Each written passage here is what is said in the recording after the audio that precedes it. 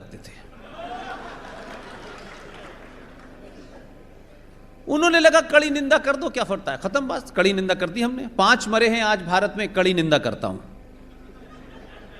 कश्मीर में 2 आतंकवादी आ गए, कड़ी निंदा करता हूं। लोग डर गए, ये कड़ी निंदा है क्या? और देश थक गया इस कड़ी निंदा से। उनका ये कड़ी निंदा हो रही है, काम कुछ नहीं हो रहा। लेकिन लोगों ने इसको समझा कि ऐसे ही रहेगा, ये कड़ी निंदा ही नहीं करता। निंदा शब्द इसकी डायरी में ही नहीं है।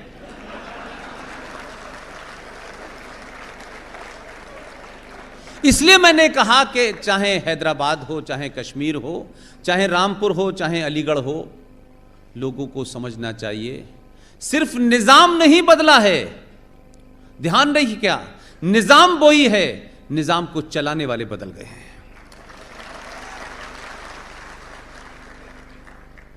लिहाजा जो धमकियां दे रहे थे वो अब कह रहे हैं हमें छोड़ दो, आजाद कर दो। हम अब कुछ भी नहीं कहेंगे, एफिडेविट लिखवा लो हमसे, छोड़ तो दो कम से कम। वो कह रहे नहीं छोड़ेंगे अपनी मर्जी से, अभी कुछ दिन और रहिए आप अंदर। तो जब आप सत्ता का परिवर्तन करते हैं, ये एक छोटा सा बदलाव होता है, लेकिन सत्ता के परिवर्तन से ज्यादा महत्वपूर्ण मेरे लिए क्या है?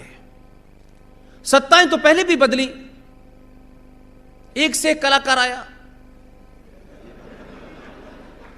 उनकी कलाकारी के इतने गुणगान हैं कि समझ नहीं आता। एक ऐसे प्रधानमंत्री थे कि देश के सबसे महत्वपूर्ण विषय पे आर्मी के लोग भी बैठे थे, रॉ के लोग भी बैठे थे, लोग अपना प्रेजेंटेशन दे रहे हैं, वो सो चुके थे, उनको उठाया गया। तो जब वो जगे होंगे तो क्या समझते होंगे, जब सोए थे तो उन क्या समझा होगा मुझे पता ही नहीं। लेकिन प्रधानमंत्री थे। इस देश की राजनीति ने इतने बड़ी पुरानी संस्कृति और इतने बड़े देश पे ऐसे ऐसे लोगों को बिठा दिया जिनका नाम लेने में मुझे शर्म आती है। दुनिया क्या सोचती होगी कि 130 करोड़ लोगों में से कुछ भी ऐसे लोग नहीं हैं जो इस देश की महान संस्कृति के इतने महत्वपूर्ण पद के ऊपर, उसकी कुर्सी के लायक तो लोग तो चुनते कम से कम। बौने बैठ रहे थे आपके यहां, और आपने यह रियलाइज नहीं किया। जो दुनिया आपको 5000 साल पुरानी सभ्यता से देखती है, उसी दुनिया ने 2014 के चुनाव के बाद दुनिया के सबसे पुराने लोकतंत्र ने, आप उनको कुछ भी कहें,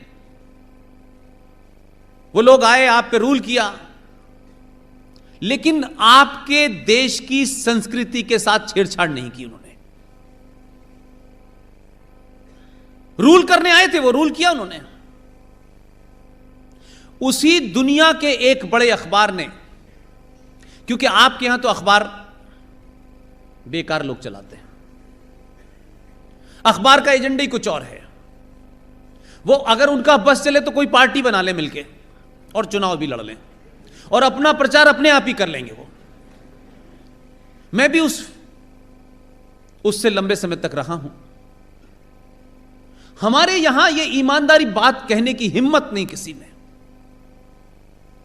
क्योंकि जब आप किसी बात को कहते हैं और जब ये नफा नुकसान तोलते हैं कि ये कहने से फायदा कितना होगा, नुकसान कितना होगा, तो सच मानिए कि वो बात कभी सच नहीं हो सकती। अमेरिका के एक अखबार वॉशिंगटन पोस्ट ने 2014 के बाद अपने एडिटोरियल में लिखा कि 1947 के बाद भारत में पहली बार भारतीय सरकार बनी है।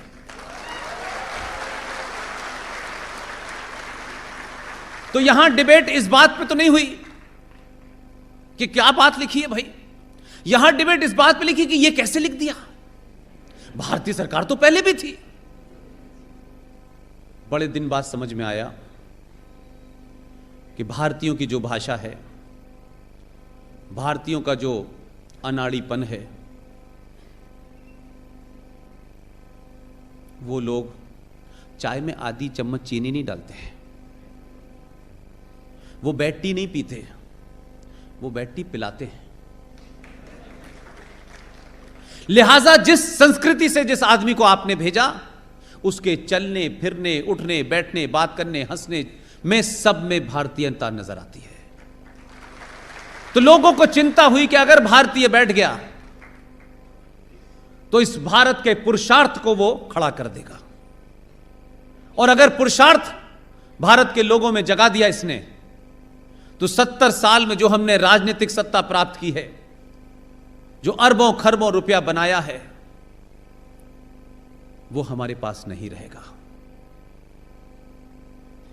तो हम माने या न माने, दुनिया आज भी आपको 5000 साल पुराने संस्कृति के देश से देखती है, आपके उस पुरुषार्थ को जानती है। तो दिल्ली में जो सरकार बैठी, उस सरकार को जिन्होंने भी डराने की कोशिश की, जो सबसे मुश्किल काम था, लोग कहते थे कि ये भारतीय जनता पार्टी दो किस्म की है, मैं उसको दो किस्म की मानता हूं, एक अटल जी और आडवाणी जी की, और एक दो इन भाइयों की। क्योंकि अगर ये कहें कि भारतीय जनता पार्टी, तो वो तो पिछले 70 साल से लिखती थी 370 370 370। लोग समझ नहीं पा रहे थे कि 370 है क्या। कुछ लोगों ने अपने मकान का नंबर 370 रख लिया। लोग ये नहीं समझ पाए ये 370 कहां है, कैसा है, क्या करें। इस जनरेशन को तो बिल्कुल पता नहीं था और लोगों को असंभव लगता था। लेकिन सरकार से ज्यादा जिस तरफ मैं इशारा करना चाहता हूं, सरकार तो बनी इस देश में, लेकिन यह पहली सरकार बनी, सरकार बनाने के बाद इस समाज ने कहा जिस मैंडेट के लिए भेजा गया है अब हमें वो चाहिए, उसके अलावा कुछ नहीं चाहिए। और पूरा समाज अपने उस पुरुषार्थ के साथ अपनी अपनी जगह जो भी कोशिश कर सकता था वो करता रहा। और देश भर में 15-20 लोग जो हमारी टीम के हिस्से हैं, उन्होंने ऐसे ही जगह जगह जाके लोगों को 370 क्या है, 35A क्या है, इसका आतंक से क्या संबंध है, ये भारत के लिए क्यों खतरनाक है, ये पाकिस्तान का क्या एजेंडा है, इससे इतना अवेयर किया कि जब समाज का दबाव पड़ा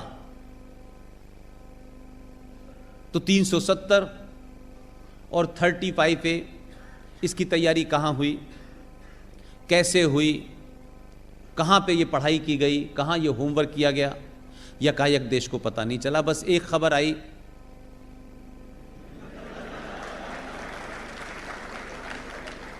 और उस खबर के बाद कुछ लोगों को लगा कि ये हुआ नहीं है, हमने कहीं गलत सुन लिया है। 4-5 दिन लगे उनको ये सच्चाई समझने में। तो इस पे डिबेट होने लगी कि अब क्या करें।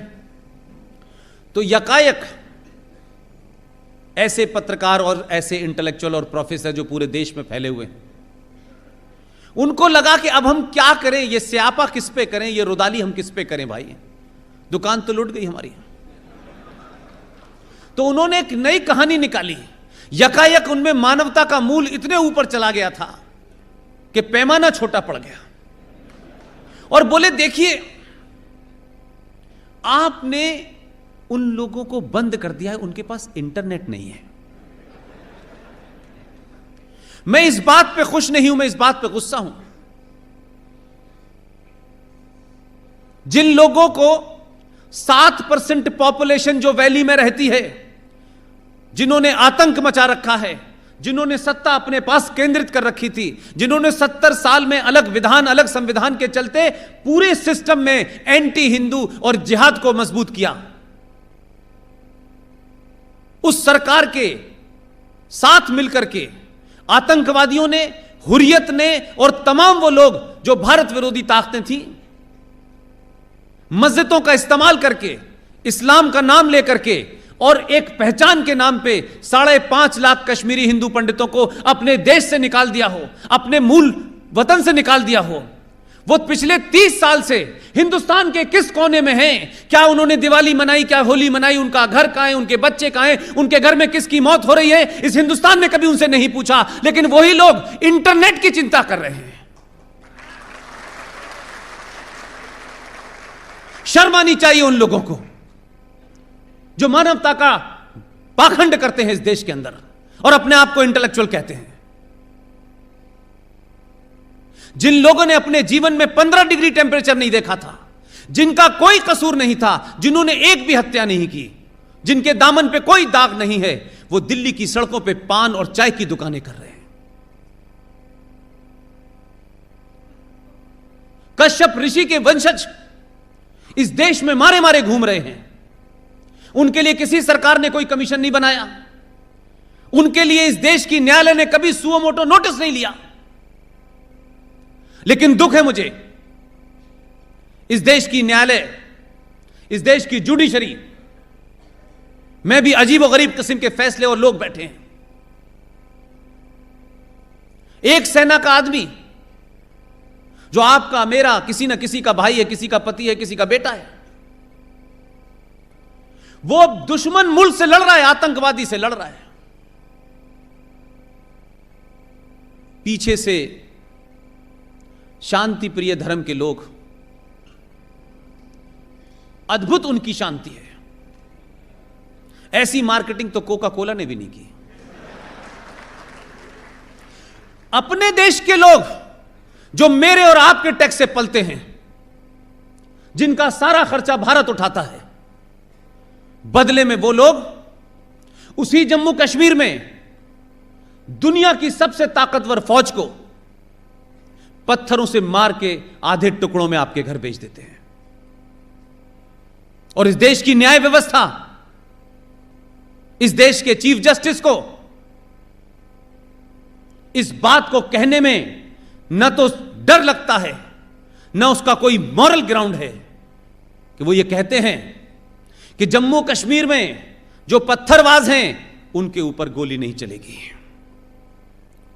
वो पत्थरों से जो सेना का फौजी पाकिस्तान से भेजे हुए आतंकवादी से लड़ रहा है, पीछे से पत्थर मार करके वो तमाम उन उग्रवादियों का और आतंकवादियों का जो कश्मीर के अंदर हैं, जो कश्मीरी हैं, जो हिंदुस्तानी हैं, जिन्हें सरकार की सपोर्ट मिली हुई है, वो उस फौजी को मारें तो उन पे गोली नहीं चलेगी। एक नई इजाद करते हैं, प्लास्टिक की गोली चलाओ। अब देश का फौजी सेना में लड़ने जाए, पहले वो गोलियां रखे या प्लास्टिक की रखे? नहीं, कोई तर्क है। फिर कहा गया कि नहीं, उसकी गोली से भी लोग अंधे हो रहे हैं, तो गुनगुना पानी डालें उनके ऊपर। तो फौजी गुनगुना पानी का एक पहले पैकेट लेके जाए, फिर के कम डालें, ज्यादा डालें।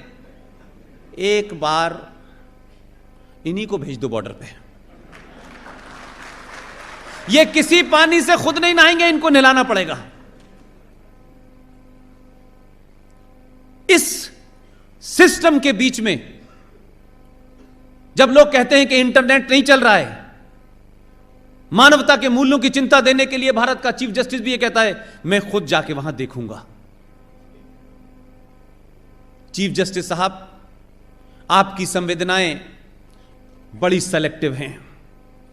आप देश के चीफ जस्टिस हो सकते हैं, आपकी शान में गुस्ताखी करने का मेरा कोई इरादा नहीं है, लेकिन एक आम नागरिक की हैसियत में मैं चीफ जस्टिस साहब से पूछना चाहता हूं, जब 5 लाख लोगों को उस सूबे के मुख्यमंत्री ने और देश के पहले मुसलमान गृह मंत्री ने मिलकर षड्यंत्र करके उनके 2,500 लोगों को मारा, बच्चों को उछाल उछाल के मारा, बुजुर्गों की चौराहे पे लाशें रख दी गईं और लाशों के चारों तरफ आतंकवादी मोटरसाइकिल पे घूम रहे थे और कहे कि टीकालाल टपरू को अगर किसी ने पानी मिलाया तो हम उसको भी जान से मार देंगे, तब भी जरा एक बार ये कहते कि मैं कश्मीर जाके देखता हूं। नहीं गया, क्योंकि आपका भी न्याय सेलेक्टिव हो गया है, आपकी संवेदनाएं भी सेलेक्टिव हो गई हैं। और अगर ये किसी को गलतफहमी हो गई है कि कुछ लोग वो किसी इंस्टीट्यूशन में बैठे हों, वो भारत की जनता और संविधान से बड़े हैं, तो मैं कहता हूं गलतफहमी निकाल दें। ये देश अभी भी जो मेजॉरिटी जिसमें रहती है, आज भी आपसे भरोसा करती है। यह बात अलग है कि आपको बड़ी सेलेक्टिव जेंडर जस्टिस नजर आता है अयप्पा में। आपको शबरीमला पे सुनवाई रात दिन करते हैं, पुलिस को डायरेक्शन देते हैं कि यह इंप्लीमेंट होना चाहिए। आपको जलीकट्टू की चिंता है, आपको दहीहांडी की लंबाई की चिंता है, आपको महाकाल पे पानी कितना चढ़ना चाहिए इसकी चिंता है। इस देश की मेजॉरिटी का तहम्मुल, उसका पेशेंस, उसका इम्तिहान मत लीजिए। ये देश ने अभी वोट से सत्ता बदली है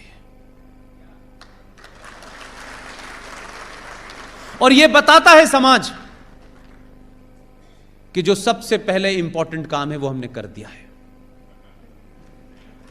अगर अभी भी इस बदलते मुल्क का मिजाज आपकी समझ में नहीं आ रहा है और आप समझते हैं कि भीड़ के आगे आपके फैसले बदल जाएंगे, तो आपको अयप्पा के 1000 साल पुरानी परंपरा को तोड़ करके वहां पे जेंडर जस्टिस स्थापित किया। जरा मस्जिद में भी जेंडर जस्टिस स्थापित करो। यह बात मैं इसलिए कहना चाहता हूं क्योंकि मैं चुप हूं, मुझे अपने देश से प्यार है। मैं इस देश को नहीं चाहता कि यह देश खून की होली खेले। तो आप मेरी आस्था को भी तोड़ेंगे। 30,000 मंदिरों को तोड़ के मस्जिद बनाई गई हैं, उसको भी तोड़ेंगे आप। मेरे आस्था के केंद्र को भी तोड़ेंगे आप। और आप क्या करेंगे? क्योंकि आप में हिम्मत नहीं है। आप जिस कुर्सी पे बैठे हैं, यह बात अलग है कि टेक्निकल मामला है, आप पहुंचे होंगे, उस पर मेरा कोई विवाद नहीं। मेरा विवाद इस बात पे है कि दशहरा आया, 7 दिन के लिए कोर्ट बंद हो गई। अभी दिवाली आने वाली है, कोर्ट 5 दिन की छुट्टी पे चली जाएगी। लेकिन अजीबोगरीब बात है, दशहरा पे कोर्ट बंद रहेगा, छुट्टी होगी, दिवाली में छुट्टी होगी 5 दिन की, उसकी छुट्टी लेंगे और कोर्ट जब खुलेगी तो कहेंगे आइए बात करते हैं कि भगवान राम थे या नहीं थे।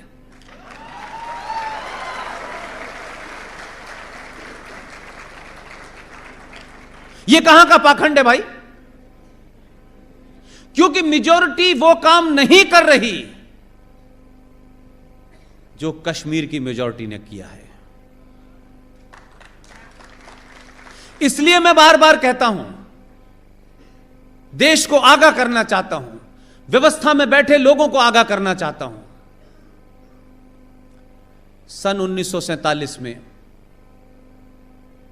एक आदमी को लगा मेरे धैर्य की, मेरे विश्वास का जिस तरीके से तोड़ा गया है, उसको इतनी ठेस लगी, सिर्फ एक आदमी को। उसने पूछा नहीं, उसने कुछ सवाल नहीं खड़ा किया, वो भागा नहीं। उसने जो किया, उसने कहा यही मेरे सामने एक रास्ता था, मैंने किया। आपको कानूनन ये गलत लगता है, जो है आप मुझे सजा दे दीजिए, मैं सजा पाने के लिए तैयार हूं। ऐसे ही देश में दीवानगी पैदा नहीं होती। जिस राष्ट्रवाद के चलते आप 9:30 और 9:45 बजे यहां बैठे हैं, जरूरी नहीं है कि इसमें सब लोग जाकर के सो जाएं। मुझे उम्मीद है कि 90% लोगों को उनके अंदर कई सवाल अपने आप से पूछने के लिए उनको रात की नींद देर से आएगी। लेकिन कुछ ऐसे भी होंगे जो हल ढूंढ लेंगे अपने आप। वो हल देश के लिए अच्छा हो सकता है, आपके लिए बहुत बुरा होगा। बात मत करिए, फोर्स मत करिए कि ये समाज जो 1000 साल की बात कह रहा हूं, 1000 साल अपने आदर्शों के कारण, अपने मूल्यों के कारण, अपनी परंपराओं के कारण यह देश गुलाम रहा और यह सनातन संस्कृति के लोग गुलाम रहे। उसके बावजूद भी एक कोई इंसिडेंट बता दीजिए मुझे कि सनातन धर्म के मानने वालों ने कहीं हथियार उठा करके किसी की नाजायज हत्या कर दी हो। कोई एकाध इंडिविजुअल एक्ट हो सकता है, वो भी राष्ट्र हित में, सनातन के हित में, निजी हित में नहीं किया है।